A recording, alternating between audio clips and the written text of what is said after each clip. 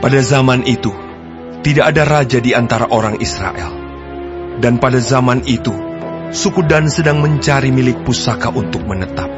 Sebab sampai hari itu, mereka belum juga mendapat bagian milik pusaka di tengah-tengah suku-suku Israel.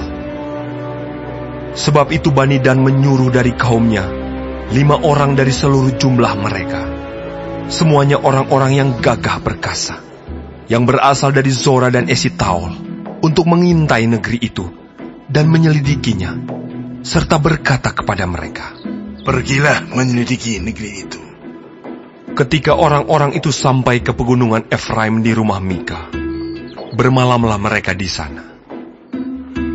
Ketika mereka ada dekat rumah Mika itu, dikenal merekalah logat orang muda suku Lewi itu. Lalu singgahlah mereka ke sana dan berkata kepadanya, "Siapakah yang membawa engkau kemari? Apakah pekerjaanmu dan urusanmu di sini?" Katanya kepada mereka, "Begitulah dilakukan Mika kepadaku. Ia menggaji aku dan aku menjadi imamnya." Kata mereka kepadanya, "Tanyakanlah kiranya kepada Allah, supaya kami ketahui apakah perjalanan yang kami tempuh ini akan berhasil." Kata imam itu kepada mereka, "Pergilah dengan selamat. Perjalanan yang kamu tempuh itu dipandang baik oleh Tuhan."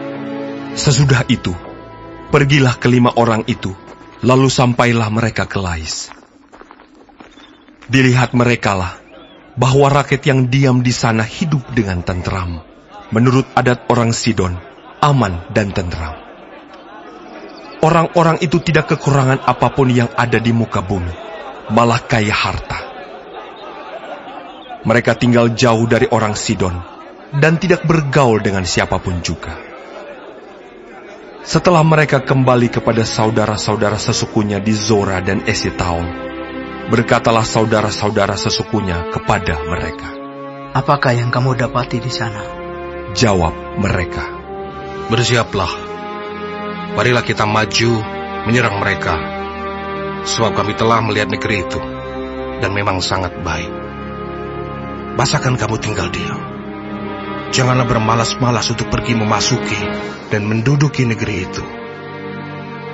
Apabila kamu memasukinya, kamu mendapati rakyat yang hidup dengan tentram, dan negeri itu luas ke sebelah kiri dan ke sebelah kanan. Sesungguhnya Allah telah menyerahkannya ke dalam tanganmu. Itulah tempat yang tidak kekurangan apapun yang ada di muka bumi." Lalu berangkatlah dari sana, dari Zora dan Esitaol, 600 orang dari kaum suku Dan, diperlengkapi dengan senjata. Mereka maju, lalu berkemah di Kiryat Yearim, di Yehuda. Itulah sebabnya tempat itu disebut Mahane Dan sampai sekarang. Letaknya di sebelah barat Kiryat Yearim. Dari sana, mereka bergerak terus ke pegunungan Efraim dan sampai di rumah Mika. Lalu berbicaralah ke-5 orang yang telah pergi mengintai daerah Lais itu. Katanya kepada saudara-saudara sesukunya, "Tahukah kamu bahwa dalam rumah-rumah ini ada efod, terafim, patung pahatan, dan patung tuangan? Oleh sebab itu, insafilah apa yang akan kamu perbuat."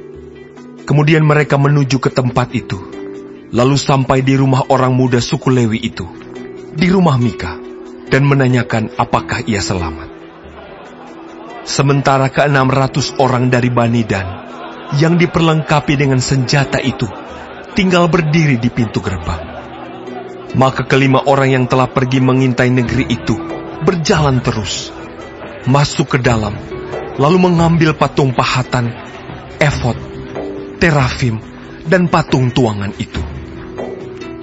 Adapun imam itu berdiri di pintu gerbang, bersama-sama dengan ke-600 orang, yang diperlengkapi dengan senjata itu. Tetapi, setelah yang lain-lain itu masuk ke dalam rumah Mika, dan mengambil patung pahatan, efod, terafim, dan patung tuangan itu, berkatalah imam itu kepada mereka, "Berbuat apakah kamu ini?" Tetapi jawab mereka kepadanya, "Diamlah, tutup mulut. ikutlah kami dan jadilah bapa dan imam kami. Apakah yang lebih baik bagimu, menjadi imam untuk seisi rumah satu orang, atau menjadi imam untuk suatu suku dan kaum di antara orang Israel?" Maka gembiralah hati imam itu. Diambilnyalah efod, terafim, dan patung pahatan itu, lalu masuk ke tengah-tengah orang banyak. Kemudian berbaliklah mereka dan pergi, dengan anak-anak, ternak, dan barang-barang yang berharga ditempatkan di depan mereka. Ketika mereka telah jauh dari rumah Mika, dikerahkanlah orang-orang dari rumah-rumah yang di dekat rumah Mika, dan orang-orang itu mengejar Bani Dan itu. Mereka memanggil-manggil Bani Dan, maka berbaliklah orang-orang itu dan berkata kepada Mika, "Mau apa engkau dengan mengerahkan orang?" Lalu jawabnya, "Allahku yang kubuat, serta imam juga kamu ambil, lalu kamu pergi.